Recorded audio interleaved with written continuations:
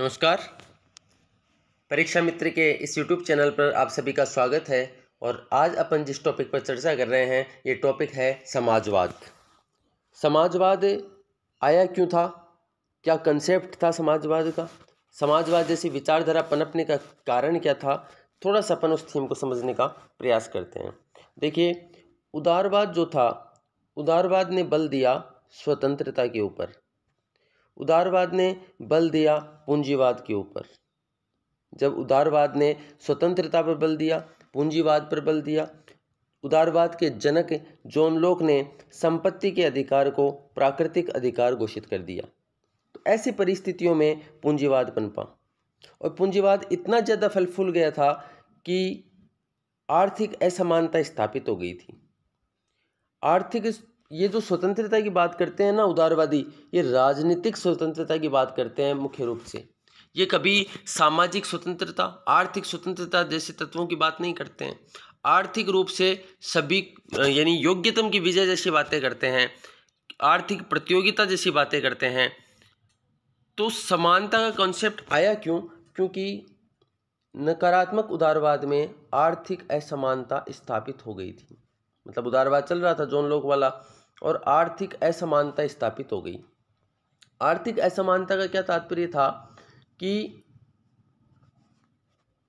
एक तरफ तो वो पूंजीपति वर्ग था जो बहुत ज़्यादा धनाढ़ हो चुका था। जैसे आज अपन बोलते हैं कि एक तो है इंडिया और दूसरा है भारत। ये मुख्य रूप से अपन किस परिप्रेक्ष्य में बोलते हैं?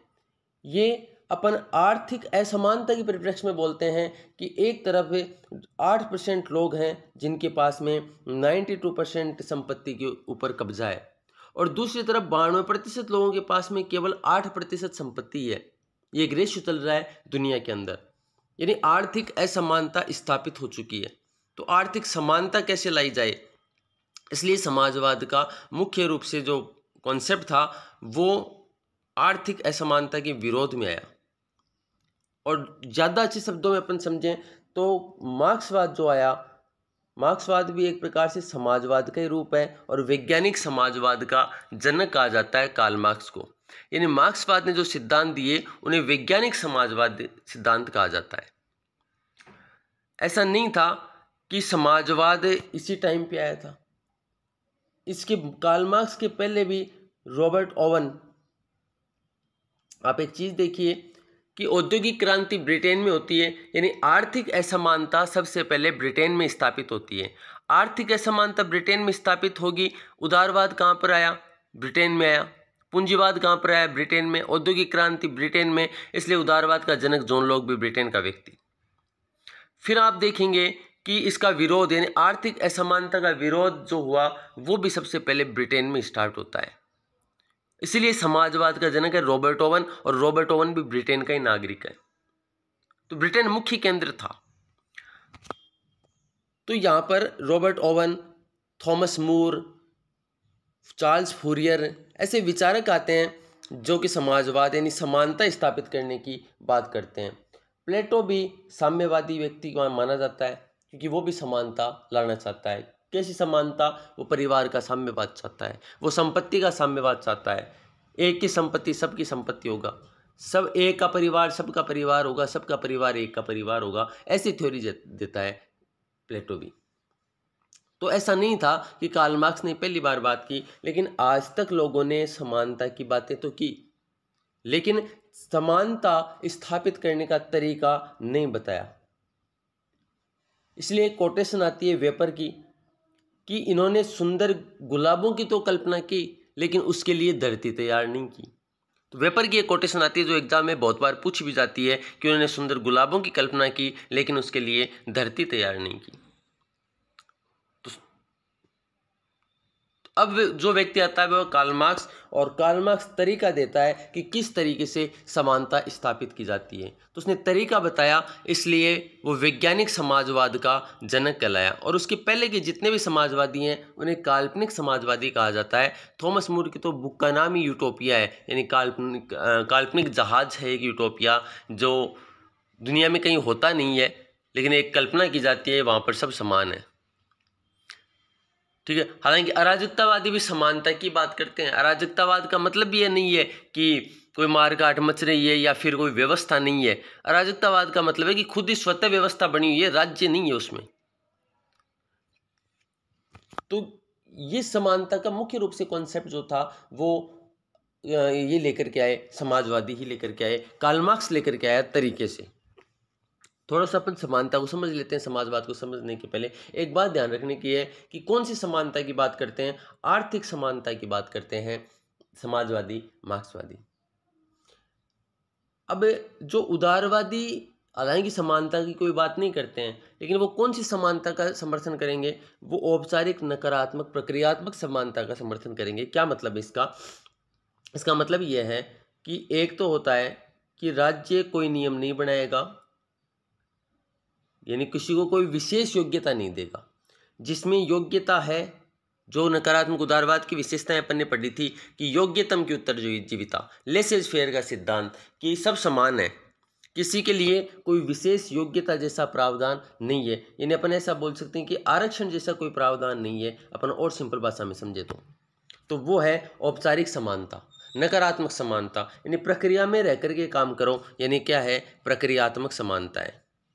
तो ये योग्यता पर बल देती है और आरक्षण का विरोध करती है। ठीक है, तो योग्यता पर बल देती है और आरक्षण जैसी अवधारणा का विरोध करती है, राज्य के न्यूनतम कार्य क्षेत्र का समर्थन करती है। अब देखिए, ये जो समानता है ये कानूनी राजनीतिक समानता है। कौन इसके समर्थक हैं? इस परंपरागत उदारवादियों की यदि अपन बात करें और उनसे पूछा जाए, हालांकि देखो उदारवादी समानता की बात नहीं करते हैं, हालांकि उनकी जो थीम है ना, मूल थीम, वो यही है औपचारिक नकारात्मक समानता कि किसी को कोई आरक्षण की व्यवस्था। मंदोनोजी को याद करो आप, हेयक, बर्लिन, फ्रीडमैन, स्वतंत्रवादियों को याद करो। क्या वो आरक्षण देना चाहते हैं? वो कभी आरक्षण नहीं देना चाहते हैं। वो ये चाहते हैं कि जिसमें योग्यता होगी वो खुद ही आगे आ जाएगा। तो यही है औपचारिक नकारात्मक प्रक्रियात्मक समानता। ये थीम समझ लेना आप आराम से कि राज्य किसी के लिए कोई विशेष व्यवस्था नहीं करेगा, जिसमें योग्यता होगी वो खुद ही आगे आ जाएगा। ठीक है, इसके समर्थक हैं परंपरावादी, स्वेच्छातंत्रवादी। थोड़ा सा समझ रहे हैं अपन समाजवाद को समझने के लिए। फिर दूसरा है औपचारिक सकारात्मक और तात्विक समानता। ये क्या है? ये योग्यता के साथ में आरक्षण का समर्थन करती है, ये कल्याणकारी राज्य पर बल देती है। अब देखिए, कल्याणकारी राज्य की अवधारणा कौन लेकर के आया था? ग्रीन। नकारात्मक उदारवाद चल रहा था, उसी के परिप्रेक्ष्य में कार्ल मार्क्स आ गया। नकारात्मक उदारवाद में क्या था कि सभी व्यक्तियों को खुला छोड़ दिया गया। उदारवाद का समर्थन कर रहे थे, पूंजीवाद का समर्थन कर रहे थे, व्यक्ति को खुला छोड़ने की बातें हो रही थी। अब उसी दरमियान पूंजीपतियों ने अपना बिजनेस एस्टेब्लिश कर लिया, आर्थिक असमानता आ गई। तो कार्ल मार्क्स जो समाजवाद लेकर के आता है, कार्ल मार्क्स का समाजवाद और ये सकारात्मक समाजवाद साथ साथ आता है। आए दिन यहाँ पर क्या होता है कि जब आर्थिक असमानता आ गई तो मजदूर हड़ताल करने लगे, फैक्ट्रियाँ बंद रहने लग गई, आए दिन आंदोलन होने लग गए। तो रिजल्ट क्या निकला कि पूंजीपतियों ने राज्य से गुहार लगाई कि राज्य इनके लिए बीमा, पेंशन, खाने पीने, रोटी कपड़ा, मकान जैसी मूलभूत आवश्यकताओं की पूर्ति कर दे, तो मजदूर विरोध नहीं करेगा। और आज वही हो रहा है। आज आप देखिए कि कोई बड़ा मजदूर आंदोलन हुई है, काफ़ी लंबा टाइम हो चुका है, जबकि एक दौर चल रहा था 1970 के आसपास, जब आए दिन मिलें बंद होती थी। याद करें उस टाइम पर राजेश खन्ना की मूवीज आती थी जिनके अंदर आए दिन हड़तालें हुआ करती थी। तो ऐसा, अब ये कॉन्सेप्ट बता रहा हूँ मैं आपको कि थोड़ा सा और क्लियर हो जाए कि इसी टाइम पे तो मार्क्सवाद है, इसी टाइम पे आता है। फिर जब राज्य को जिम्मेदारी दी गई तो ग्रीन आता है, और ग्रीन नकारात्मक और सकारात्मक उदारवाद के बीच की कड़ी बन जाता है। और सकारात्मक उदारवाद वही काम करता है जो समाजवाद मांगे कर रहा था, जो समानता स्थापित करना चाहता था। यानी सकारात्मक उदारवाद जो है वो, आप कंसेप्ट समझने के लिए ऐसा बोल सकते हैं, सकारात्मक उदारवाद इज इक्वल टू समाजवाद। वो कल्याणकारी राज्य की अवधारणा देता है ग्रीन, जे.एस. मिल, लास्की, और ये कहते हैं कि राज्य को अब सुरक्षात्मक ही नहीं, राज्य को सुधारात्मक काम भी करने चाहिए। और आज जो अपन देख रहे हैं, ये उज्ज्वला योजना, खाद्य सुरक्षा योजना, निःशुल्क शिक्षा योजना, निःशुल्क दवा योजना, ये सब किसका रूप है? वो कल्याणकारी राज्य का रूप है। ये सकारात्मक उदारवाद का रूप है, ये समाजवाद का रूप है। ठीक है, तो समाजवाद सामाजिक और आर्थिक समानता को महत्वपूर्ण मानता है। ऐसे मतलब आरक्षण की बात करने वाले, राज्य के लिए विशेष योजनाओं की बात करने वाले कौन कौन है? सकारात्मक उदारवादी हैं। समतावादी विचारक कौन आएगा इसमें? जॉन रॉल्स, अमर्त्य सेन, ड्वॉरकिन, ठीक है, रोकोवस्की, अलेक्जेंडर एंडरसन, एक महिला, एकमात्र महिला का नाम पढ़ेंगे आप यहाँ पर, अलेक्जेंडर एंडरसन। और इसमें आएगा पेरिज, वॉन पेरिज, जिसने ये जो यूबीआई है, यूनिवर्सल बेसिक इनकम, इसका कॉन्सेप्ट दिया है पेरिस ने। तो ऐसे विचारक आते हैं, वो समतावादी विचारक, ये आरक्षण की बातें करते हैं।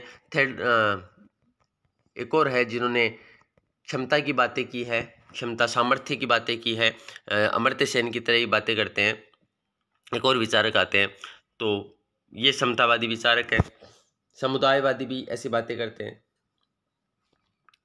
अब अपन देखते हैं समाजवाद और समानता, या यूं कहिए कि एक कोटेशन आती है, जब कल्याणकारी नकारात्मक उदारवाद फेल हो गया ना और सकारात्मक उदारवाद आने लगा, तो एक कोटेशन आती है GDH कोल की, कि समाजवाद की आकृति बदल गई है। समाजवाद की आकृति बदल गई। आकृति क्यों बदल गई? क्योंकि ये ऐसे टॉप के जैसे हो गया है, कैप टॉप के जैसे हो गया है, जिसे हर कोई पहनता है। यानी जो राज्य पूर्ण रूप से पूंजीवाद का समर्थन करते हैं वो भी कहते हैं हम समाजवादी हैं। जो राज्य हालांकि साम्यवादी है वो तो समाजवादी है ही है। लेकिन कैसी भी व्यवस्था हो, चाहे लोकतांत्रिक व्यवस्था हो, चाहे राजतांत्रिक व्यवस्था हो, चाहे अध्यक्षात्मक व्यवस्था है, कहीं पर संस्थात्मक व्यवस्था है, राजतंत्र है, गणतंत्र है, कैसी भी शासन व्यवस्था है, सभी व्यवस्था के लोग ये कहने लग गए कि हम समानता लेकर के आएंगे, हम आर्थिक समानता लेकर के आएंगे, क्योंकि हम क्या हैं, हम हैं समाजवादी। इसलिए GDH कोल की कोटेशन आती है कि समाजवाद की आकृति इसलिए बदल चुकी है क्योंकि ये उस टॉप के जैसे है जिसे हर कोई पहनने लगा है, इसलिए इसकी आकृति बदल गई है। ऐसी कोटेशन आती है। अब अपन यहीं पे कुछ समाजवादियों को समझते हैं। कितने प्रकार हो गए, इनके अलावा भी और बहुत सारे प्रकार आप पढ़ सकते हैं। जैसे लोकतांत्रिक समाजवाद, जवाहरलाल नेहरू लेकर के आता है लोकतांत्रिक समाजवाद, कि लोकतंत्र में भी आर्थिक समानता स्थापित करेंगे हम। काल्पनिक समाजवाद, क्रांतिकारी समाजवाद, लोकतांत्रिक समाजवाद और नव मार्क्सवाद, इनको अपन पढ़ेंगे, थोड़ा थोड़ा जानेंगे इनके बारे में। काल्पनिक समाजवाद वो है, मैंने आपको बताया है, जिन्होंने कार्ल मार्क्स के पहले सिद्धांत तो दिए कि समानता कैसे लानी है, लेकिन उन्होंने तरीका नहीं बताया। बातें किन्होंने कि समानता लाई जाएगी, परिवार का साम्यवाद कर दिया जाए, प्लेटो ने कहा, संपत्ति का साम्यवाद कर लिया जाए तो समाजवाद आ जाएगा, लेकिन वास्तव में कैसे लाया जाए ये तरीका किसी ने नहीं बताया। तो काल्पनिक समाजवादी है। क्रांतिकारी समाजवाद या वैज्ञानिक समाजवाद, जो साम्यवादी क्रांति से समाजवाद लाना चाहते हैं। एक है लोकतांत्रिक समाजवादी, जो ये चाहते हैं कि लोकतांत्रिक तरीके से, यानी बिना कोई मारकाट किए, बिना कोई क्रांति किए, धीरे धीरे समाजवाद लाया जाए। ऐसी बातें करते हैं जैसे फेबिनवादी करते हैं, जैसे विकासवादी समाजवादी करते हैं। एडवर्ड बर्नस्टाइन इसमें प्रमुख आता है। एडवर्ड बर्नस्टाइन की बुक है एवोल्यूशनरी सोशलिज्म। फिर नवमार्क्सवादियों को अपन देख लेंगे। हालांकि नवमार्क्सवादियों ने जो मुख्य काम किया, ये कार्ल मार्क्स का एक सिद्धांत था, अलगाव का सिद्धांत। इस अलगाव के सिद्धांत के ऊपर काम किया है। और नवमार्क्सवाद से जुड़ा हुआ जो विश्वविद्यालय है वो है फ्रैंकफर्ट विश्वविद्यालय।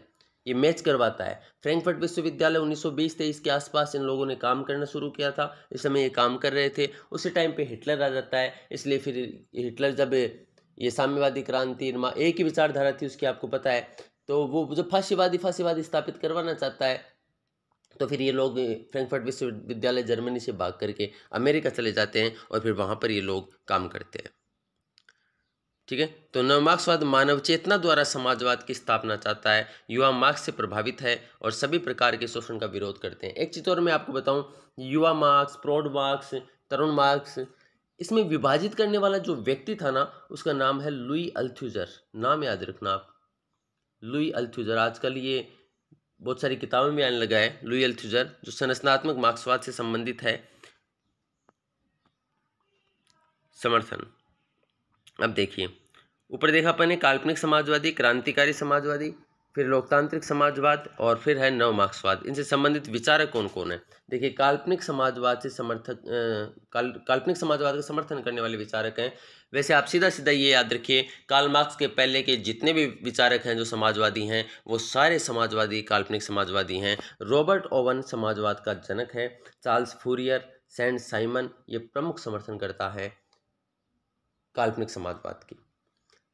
फिर आते हैं क्रांतिकारी समाजवाद, यानी जो मार्क्सवाद का समर्थन करते हैं, पूर्ण रूप से क्रांति चाहते हैं, सशस्त्र क्रांति के माध्यम से पूंजीपतियों को समाप्त कर दो, समानता स्थापित कर दो, ये कहते हैं। ये क्रांति होगी कैसे, वो तरीका मार्क्स बताता है, 6 सिद्धांत देता है, वो पढ़ेंगे अपन मार्क्सवाद में। इसके समर्थक हैं कार्ल मार्क्स, एंजल्स, माओ, लेनिन, स्टालिन, रोजा लक्जमबर्ग। रोजा लक्जमबर्ग बहुत कंफ्यूज करता है, ये मार्क्सवादी विचारक है रोजा लक्जमबर्ग।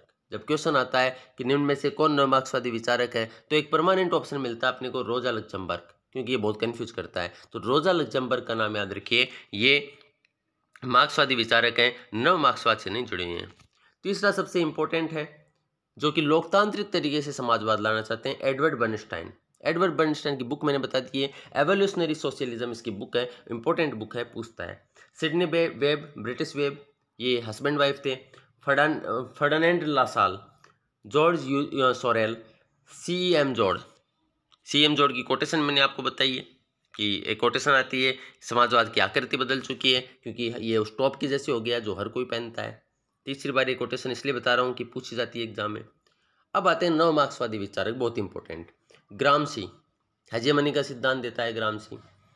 लुई अल्थुजर, फॉर मार्क्स इसकी बुक है। लुई अल्थुजर संरचनात्मक मार्क्सवाद से जुड़ा हुआ विचारक है, यानी कार्ल मार्क्स से हम हर बुक में ये कहता है कि राज्य शोषण का यंत्र है, लेकिन कार्ल मार्क्स की एक बुक आती है और उस बुक में वो ये कहता है कि राज्य एक स्वायत्त संस्था है। बस उसी बात को, उस बुक का नाम है 18th Brumaire of Napoleon Bonaparte, Napoleon Bonaparte नहीं, नया 14th नेपोलियन, ऐसा करके ये 14th बोनापार्ट, ऐसे बुक है एक, 18th Brumaire of Louis Bonaparte, ऐसे इसी नाम से एक बुक है। कंप्लीट नाम बता दिया मैंने आपको, थोड़ा सा कंफ्यूज हो रहा था। तो लुई अल्थुजर इस बुक को पकड़ लेता है जिसमें लिखा हुआ है कि कार्ल मार्क्स ये कहता है कि राज्य स्वायत्त संस्था है, और उसी के आधार पर ये संरचनात्मक सिद्धांत देता है, राज्य का संरचनात्मक सिद्धांत, लुई अल्थुजर। फिर इसी के सिद्धांत को आगे बढ़ाता है पोलातांज। ठीक है, नई चीज़ें जहाँ से प्रश्न आते हैं, पोलातांज इस सिद्धांत को आगे बढ़ाता है। लेकिन हुआ क्या कि लुई अल्थुजर मानसिक रूप से विक्षिप्त हो गया था, अपनी पत्नी की इसने हत्या कर दी थी, फिर इसे जेल में चला गया था, अंतिम समय इसने जेल में ही गुजारा था। पोलातांज इसको आगे बढ़ाना चाहे इस सिद्धांत को, लेकिन पोलातांज ने भी सुसाइड कर ली थी और ये सिद्धांत अधूरा रह गया था। लेकिन आजकल इस सिद्धांत पर बहुत काम हो रहा है, बहुत सारी वैकेंसीज हैं जिनमें लुई अल्थुजर को कॉलेज लेक्चर की वैकेंसी में खासतौर से विचारकों में शामिल किया जाता है आजकल। ठीक है, फॉर मार्क्स ये इसकी बुक है। एक और लुई अल्थुजर में प्रश्न ये आता है कि तरुण मार्क्स और प्रौढ़ मार्क्स में, यानी कार्ल मार्क्स को 2 भागों में विभाजित किसने किया, लुई अल्थुजर ने, कि पहले वो राज्य को स्वायत्त संस्था मानता है और बाद में कार्ल मार्क्स राज्य को उपकरण मानता है, शोषण का यंत्र मानता है। तो लुई अल्थुजर विभाजित करता है कार्ल मार्क्स को। जॉर्ज लुकोच बहुत इंपॉर्टेंट व्यक्ति है, जो अलगाव का सिद्धांत इसको आगे ही लेकर के आया था। ये सारे विचारक हैं, ये जुड़े हैं फ्रैंकफर्ट विश्वविद्यालय से। Erich Fromm, escape from freedom, fear for freedom, ये बुक है एरिक फ्रॉम की। Hamza Alavi, Theodor Adorno, Herbert Marcuse, one dimensional man की थ्योरी देता है हर्बर्ट मार्क्यूज। तो ये विचारकों के नाम याद रखना, मेनली विचारकों को ही मैच करवाता है, और खासतौर से जो नव मार्क्सवादी है ना, इनके ऊपर अपन अलग से डिस्कस करेंगे, सारे विचारकों के ऊपर। समाजवादी विचारधारा समानता पर बल देती है, अर्थात उत्पादन के साधनों पर समान नियंत्रण करना चाहती है। ये बातें कर ली अपन ने, उत्पादन के साधनों पर समान नियंत्रण चाहती है। समाजवाद की स्थापना किस प्रकार होगी, इसको लेकर विभिन्न शाखाएं हैं, 4 ही नहीं है, बहुत सारी शाखाएं हैं। काल्पनिक समाजवादी सबसे पहले देखते हैं। काल्पनिक समाजवादी वो लोग हैं जो कार्ल मार्क्स के पहले के लोग हैं। Saint Simon, Charles Fourier, Robert Owen प्रमुख विचारक हैं। क्या विचार देते हैं ये देखिए। सेंट साइमन एक फ्रांसीसी काल्पनिक विचारक थे। ये सामंतवाद अर्थात जमींदारी प्रथा का विशेष रूप से विरोध करते हैं। इनका कहना है कि समाज में अलग अलग वर्ग पाए जाते हैं, जिसके कारण संघर्ष होता है। इस संघर्ष की समाप्ति छोटे छोटे स्वायत्त समूहों की स्थापना से हो सकती है। चार्ल्स फूरियर, इनकी बुक है the social destiny of man, और इसमें न्यूटन के गुरुत्वाकर्षण के नियम पर छोटे छोटे समूहों की स्थापना करनी चाहिए, ऐसी बातें फूरियर करता है। सेंट था ये। रॉबर्ट ओवन ब्रिटिश विचारक और काल्पनिक समाजवादी विचारक था, ये समाजवाद का जनक है। रॉबर्ट ओवन ब्रिटेन के लंकाशायर से सहकारिता पर आधारित एक उद्योग की स्थापना की थी। लेकिन ये उद्योग सफलतापूर्वक कार्य नहीं कर सका। अब तो रीडिंग इसलिए लगा रहा हूँ कि ये चीज़ें मैं समझा चुका हूँ, कोई इतनी ज़्यादा डीप में प्रश्न पूछे भी नहीं यहाँ से प्रश्न नहीं पूछे जाते हैं, डीप में तो पूछे जाते हैं। A new view of society इसकी बुक है। और अपन बात करें कौन कौन विचारक जुड़ा हुआ है, सेंट साइमन समाजवाद वर्ग की बात करता है, रॉबर्टोन वर्ग संघर्ष की बात करता है, केबेट साम्यवाद की बात करता है, और ये सारे कल्पनावादी समाजवादी हैं। केबेट नया नाम आया अपने सामने, ये काल्पनिक समाजवादी से जुड़ा हुआ है। क्रांतिकारी समाजवाद यानी जो समाजवाद लाने का क्या तरीका बताते हैं, वो कहते हैं कि क्रांति कर दो, सशस्त्र क्रांति कर दो, पूंजीपतियों को समाप्ति कर दो, अपने आप ही समानता स्थापित हो जाएगी। ऐसी बातें ये करते हैं क्रांतिकारी समाजवादी। इससे जुड़े विचारक नाम आप भूल ही नहीं सकते हैं, कार्ल मार्क्स है, एंजल्स है, माओ, लेनिन, स्टालिन, रोजा लक्जमबर्ग। ये क्रांतिकारी समाजवाद, साम्यवाद या मार्क्सवाद से जुड़े विचारक हैं, सारे मार्क्सवादी विचारक हैं। लोकतांत्रिक समाजवाद कौन कौन आएंगे, विचारकों की बात अपन ने की। अब लोकतांत्रिक समाजवाद अलग शाखाओं में बटा हुआ है। सबसे पहले देखिए संशोधनवादी शाखा पढ़ेंगे इसकी, जर्मन सामाजिक लोकतंत्र, श्रम संघवाद, फेबियनवाद। देखिए कार्ल मार्क्स की डेथ होती है 1883 में और फेबियनवाद की स्थापना होती है 1884 में। और फेबियनवाद ये कहता है कि नहीं, कार्ल मार्क्स की तरह क्रांति से समाजवाद नहीं लाया जा सकता है। समाजवाद तो ये जो संस्थाएं हैं ना, ये संस्थाएं कानून बनाती हैं, तो इन संस्थाओं में प्रवेश करो, जैसे विधायिका में, कार्यपालिका में, न्यायपालिका में, यहाँ पर प्रवेश करो। और जब आप लोगों को लगे कि अब आपकी सत्ता स्थापित हो चुकी है, तब आप समाजवाद की स्थापना कर दो। ऐसे नहीं कोई क्रांति के माध्यम से आप समाजवाद कभी भी नहीं ला सकते हो, ये मानना है फेबियनवादियों का। ऐसी बातें विकासवादी करते हैं। श्रेणी समाजवाद, श्रेणी समाजवाद क्या था कि ब्रिटेन में गिल्ड सोशलिज्म बोलते हैं इसको। ब्रिटेन में ऐसा रूल था कि श्रेणियाँ बनी हुई होती थी, मजदूरों की, कामगारों की जो श्रेणियाँ बनी होती थी। जैसे लोहार है तो लोहार का काम करने वालों की एक श्रेणी बनी हुई है, एक सुनार का काम करने वालों की श्रेणी बनी हुई है जो सोने से संबंधित काम करेगा। लोहार इसका काम नहीं करेगा, इसमें नाम लिखाया जाता था लोहार की कैटेगरी में कि लोहार है, तो लोहार फिर सुनार का काम नहीं करेगा, सुनार लोहार का काम नहीं करेगा। ये व्यवस्था थी श्रेणी समाजवादी, guild socialism. Penty, Orage, Cole, Hobson ये इसके समर्थक हैं। समष्टिवाद जो सभी समाजवादियों का समाजवाद की जितने भी प्रकार हैं सबका समावेश कर लेता है, वो समष्टिवाद। सीएम जोड़ की कोटेशन बताइए, सीएम जोड़ इससे जुड़ा हुआ प्रमुख विचारक है। यूरो साम्यवाद, सेंटियागो कोरेलो। अब देखिए संशोधन, इनको डिटेल में देखते हैं पर ये विचारकों के नाम है यहाँ पर जो इनसे जुड़ी हैं। संशोधनवाद, लोकतांत्रिक समाजवाद सबसे इंपॉर्टेंट है। एवोल्यूशनरी, इसको विकासवादी समाजवाद भी बोलते हैं। एडवर्ड बर्नस्टाइन इससे जुड़ा हुआ प्रमुख विचारक है और इसकी पुस्तक का नाम है एवोल्यूशनरी सोशलिज्म। इनका कहना था कि आज मार्क्स द्वारा क्रांति बताई गई परिस्थितियां परिवर्तित हो चुकी हैं। यानी कार्ल मार्क्स ने जो बताया था कि क्रांति ला दी जाए, ऐसी परिस्थितियां नहीं आएंगी। क्यों? क्योंकि आज बदल चुकी हैं चीज़ें। जो पूंजीपति था उसने कुछ पैसा बढ़ा दिया मजदूर का और मजदूर को अपने फेवर में कर लिया है, इसलिए क्रांति की तो बात ही मत करो। तो करना क्या है कि कार्ल मार्क्स में संशोधन करना चाहता है। मार्क्स ने कहा था मध्यम वर्ग मुक्त हो जाएगा, लेकिन मध्यम वर्ग का विस्तार हो रहा है आज। मार्क्स ने कहा था कि स्थिति दयनीय होगी, लेकिन मजदूरों की स्थिति में सुधार हुआ है। पहले घर नहीं होते थे, खाने के लिए रोटी, कपड़ा, मकान तक चीज़ें नहीं होती थी, आज सारी सुविधाएं अपन देख रहे हैं मजदूरों के पास में। तो मजदूरों की स्थिति में दिन प्रतिदिन सुधार हुआ है। मार्क्स ने कहा था कि उद्योगों का केंद्रीकरण होगा, लेकिन उद्योगों का आज विकेंद्रीकरण होता जा रहा है। इसलिए बर्नस्टाइन कहता है कि हमें टूट पड़ने के स्थान पर डटकर मुकाबला करने की नीति अपनानी चाहिए। दूसरे शब्दों में कहें तो क्रांति के स्थान पर धीरे धीरे परिवर्तन अपनाया जाना चाहिए। अब आता है जर्मन सामाजिक लोकतंत्र और इसे जुड़ा हुआ विचारक LaSalle, Ferdinand LaSalle. Ferdinand LaSalle के अनुसार लोकतांत्रिक शासन प्रणाली में क्रांति की आवश्यकता नहीं पड़ती है। समाजवाद की स्थापना के लिए पहले दल का गठन करो, एक दल बना लो, साम्यवादी दल। चुनाव लड़ो, चुनाव से सत्ता प्राप्त करो, समाजवादी सरकार बनाओ और समाजवादी नीतियों को क्रियान्वित करो। तो क्रांति की जरूरत ही नहीं है लोकतांत्रिक समाज में, ये कहते हैं फर्डिनेंड लासाल। मजदूरी का लॉ नियम देता है आयरन लॉ ऑफ वेजेज, ठीक है, आयरन लॉ ऑफ वेज की थ्योरी देता है। मजदूरी का लौह नियम की बात करता है फर्डिनेंड, जिसमें कहता है कि सभी को न्यूनतम मजदूरी मिलनी चाहिए, एक न्यूनतम मजदूरी सबकी तय होनी चाहिए, यानी न्यूनतम वेतन की बात करता है फर्डिनेंड लासाल। श्रम संघवाद, सामाजिक लोकतंत्र। इससे जुड़े हुए विचारक हैं सोरेल। सोरेल की बुक है रिफ्लेक्शन ऑन वायलेंस। केवल ऑन वायलेंस आ जाए तो वो हन्ना ओरेंट की बुक है। ऑन रिवॉल्यूशन हन्ना ओरेंट की बुक है। ऑन कंडीशन हन्ना ओरेंट की बुक है। और रिफ्लेक्शन ऑन वायलेंस तो ये बुक है सोरेल की। सोरेल निम्न विचार व्यक्त करता है, समाजवाद की स्थापना के लिए केवल आर्थिक क्षेत्र में कार्यवाही करनी चाहिए, राजनीतिक क्षेत्र में नहीं। उद्योगों पर श्रमिक संघों का नियंत्रण होना चाहिए, ये श्रम संघवाद का मूल नियम है। श्रम संघवाद की स्थापना के लिए हड़ताल के साधन का प्रयोग करना चाहिए।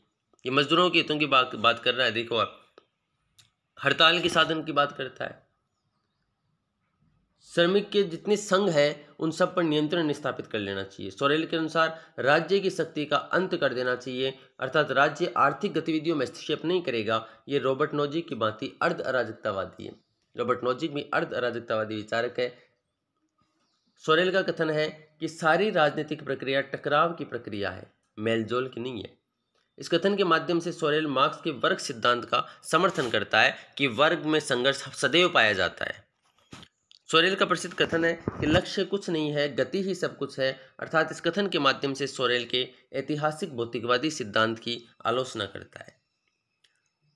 सोरेल के साथ ही मैकिसस, लिरॉय और पेरेट ने नव श्रम संघवाद की स्थापना की थी। ये जो नए कंसेप्ट आ रहे हैं उनके विचारकों को याद रखना आप, ठीक है। जो ये मानते हैं कि राज्य की भी प्रभावी भूमिका होती है, ऐसा नहीं है कि राज्य की कोई भूमिका नहीं होती है। अब आता है फेबियनवाद। फेबियनवाद की अपन बात करें तो मैंने आपको बताया है कि यूके में इसकी स्थापना हुई। कार्ल मार्क्स 1883 में डेथ होती है और 1884 में ही कार्ल मार्क्स में संशोधन करने के लिए आ जाता है फेबियनवाद, जो ये कहता है कि क्रांति के माध्यम से समाजवाद नहीं लाया जाएगा और फेबियन सोसाइटी की स्थापना करके सत्ता में जाने की बात करता है। जो संस्थाएं हैं, कार्यपालिका, विधायिका, न्यायपालिका, इनमें जाकर के व्यवस्था को बदलने की बात ये लोग करते हैं। रोमन सेनापति था फेबियस, उसके विचारों से ये प्रभावित हैं, जो कि उचित क्षण की प्रतीक्षा करता था धैर्यपूर्वक तरीके से और फिर मौके का फायदा उठाता था। ये मतलब है फेबियन का। फेबियन सोसाइटी से जुड़े विद्वान मध्यम वर्ग से भी अपना साथ जोड़ना चाहते थे। इसके लिए वे मध्यम वर्ग के घर घर जाकर प्रचार करते थे। इस प्रचार की तकनीक को अंतः प्रवेश, एमनिएपेशन कहते हैं। फेबियन सोसाइटी से जुड़े विचारक है सिडनी वेब, ब्रिटिश वेब, ये हस्बैंड वाइफ हैं, और जॉर्ज बर्नार्ड शो ये प्रमुख विचारक हैं जो कि फेबियन सोसाइटी से जुड़े हैं। एनी बेसेंट, वही एनी बेसेंट, जवाहरलाल नेहरू, ये भी फेबियनवादी ही विचार रखते हैं। जॉर्ज बर्नार्ड शो जिन्होंने नव फेबियनवाद की थ्योरी दी, और इनका कहना था कि सोवियत संघ में भी फेबियनवादी आंदोलन चलाया जाना चाहिए। जॉर्ज बर्नार्ड शो की पुस्तक का नाम है न्यू फेबियन एसेज। बुक है इसकी न्यू फेबियन है, यानी न्यू फेबियनवाद से, जो फेबियनिज्म से जुड़ा हुआ जो विचारक है वो है जॉर्ज बर्नार्ड शो। श्रेणी लोकतांत्रिक समाजवाद, इसे फेबियनवाद और श्रम संघवाद की संतान कहा जाता है क्योंकि यह भूमि सुधार के साथ साथ औपचारिक क्षेत्र में बल देते हैं। श्रेणी समाजवादी व्यावसायिक प्रतिनिधित्व का समर्थन करते हैं, अर्थात इनका कहना है कि संसद में कार्य के आधार पर प्रतिनिधित्व होना चाहिए। ये बहुल मतदान का समर्थन करते हैं। यदि कोई व्यक्ति एक से अधिक कार्य करता है तो वह एक से अधिक मत भी देगा, और इनका नाम है जितने हित उतने मत। प्रमुख समाजवादी हैं श्रेणी समाजवादी पेंटी, ऑरेंज, सोरेन, कोल हॉब्सन। हिगल तथा फांसीवादी विचारक भी व्यवसाय प्रतिनिधियों का समर्थन करते हैं। व्यवसाय प्रतिनिधि का मतलब क्या है कि जब चुनाव होंगे तो व्यावसायिक सीटें होंगी, व्यापारियों के लिए अलग से सीटें होंगी, इसको कहा जाता है व्यावसायिक प्रतिनिधित्व। समष्टिवाद क्या है? लोकतांत्रिक समाजवाद की, इससे जीडीएच को जुड़ा हुआ है, सारे समाजवाद को एक मान लेता है। सीएम जोड़ इससे अन्य शाखाओं की आलोचना करते हैं और ये कहते हैं कि समाजवाद एक टॉप की तरह है जिसे हर कोई पहन रहा है, तो ये एक ही है। रैमजे म्योर का भी कथन है कि समाजवाद गिरगिट की तरह रंग बदलता है। अब आता है यूरो साम्यवाद। ये क्या है? समर्थक है कैरिलो। इनका कहना है कि यूरोप में संसदीय शासन प्रणाली के माध्यम से साम्यवाद की स्थापना हो सकती है, इसे वह यूरो साम्यवाद का नाम देते हैं। अब इंपॉर्टेंट आता है नव मार्क्सवाद। नव मार्क्सवाद के जो थिंकर है ना, इनके बारे में अपन अलग से पढ़ेंगे क्योंकि इन थिंकर्स के ऊपर बहुत सारे प्रश्न आजकल आने लगे हैं नव मार्क्सवादियों पर, क्योंकि नव मार्क्सवादी कार्ल मार्क्स में बहुत सारा संशोधन कर चुके हैं, डायरेक्टली कार्ल मार्क्स का विरोध नहीं करते हैं। तो अभी थोड़ा बहुत देखते हैं। कार्ल मार्क्स जहाँ चेतना को नहीं मानता है, ये कहते हैं कि मानव चेतना द्वारा समाजवाद की स्थापना हो सकती है। और ये भी याद रखना कि नवमार्क्सवादी मुख्य रूप से जो कार्ल मार्क्स के किस सिद्धांत पर काम करते हैं वो है अलगाव का सिद्धांत। एलिनेशन जो थ्योरी है, इस एलियनेशन थ्योरी पर काम करते हैं नवमार्क्सवादी विचारक, जो कि कार्ल मार्क्स ने दी थी। ये फ्रैंकफर्ट विश्वविद्यालय से जुड़ा हुआ है, इसलिए इसको फ्रैंकफर्ट स्कूल भी कहते हैं। मैच करवाने के क्वेश्चन आते हैं उनमें कि शिकागो विश्वविद्यालय जुड़ा हुआ है व्यवहारवाद से, फ्रैंकफर्ट विश्वविद्यालय जुड़ा हुआ है नवमार्क्सवाद से, लिख लीजिए आप। और प्रिंसटन विश्वविद्यालय है राजनीतिक विकास से जुड़ी अवधारणा है।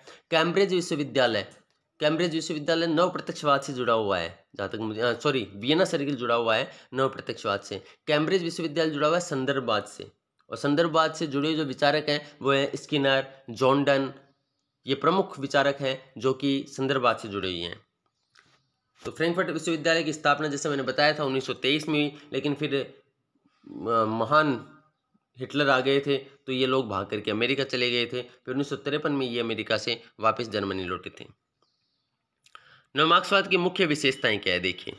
ये हिगल और मार्क्स दोनों से प्रभावित है, यानी हिगल जहाँ चेतना को मानता है, कार्ल मार्क्स केवल भौतिक पदार्थ को मानता है, और ये दोनों को में समावेश कर लेते हैं। ये पदार्थ को भी मानते हैं, मानव चेतना को भी इम्पोर्टेंट मानते हैं। ये युवा मार्क्स के एकाकीपन या अलगाव के सिद्धांत का समर्थन करते हैं, और युवा मार्क्स तरुण मार्क्स में जो विभाजित करने वाला विचारक है वो है लुई अल्थुजर। युवा मार्क्स की भांति आर्थिक शोषण के साथ साथ सामाजिक, सांस्कृतिक, तकनीकी सभी प्रकार के शोषण का विरोध करते हैं। ये मार्क्स के वर्ग संघर्ष सिद्धांत का समर्थन करते हैं, लेकिन मार्क्स के ऐतिहासिक भौतिकवादी सिद्धांत का विरोध करते हैं। वर्ग संघर्ष सिद्धांत का समर्थन करते हैं, ध्यान रखना कि वर्ग संघर्ष तो ये मानते हैं, लेकिन जो ऐतिहासिक भौतिकवादी जो सिद्धांत है ना, इसका विरोध करते हैं। ये प्रति संस्कृति के समर्थक हैं, यानी भौतिकवादी संस्कृति के स्थान पर नैतिकता पर आधारित संस्कृति का समर्थन करते हैं। प्रमुख मार्क्सवादी विचारक कौन कौन है? Gramsci, Habermas, Louis Althusser, Theodor Adorno, एक ही नाम है ये, कोमा नहीं है, Hamza Alvi, Erich Fromm, George Lukacs, ये प्रमुख विचारक हैं जो कि नव मार्क्सवाद से जुड़े हुए हैं। एक और हेबरमास आ गया ना, हेबरमास की बुक है लेजिटिमेसी क्राइसिस, और एक और बुक है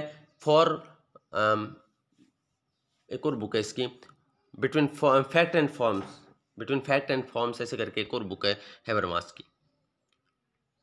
समुदायवादी भी लगभग समानता की बातें करते हैं, ठीक है।